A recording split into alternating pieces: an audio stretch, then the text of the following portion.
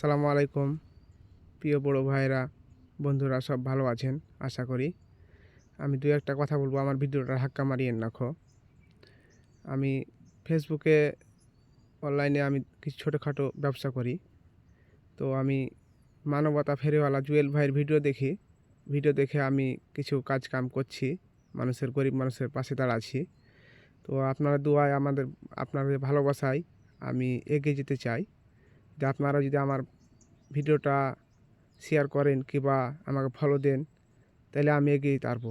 তাছাড়া আমি পারবো না।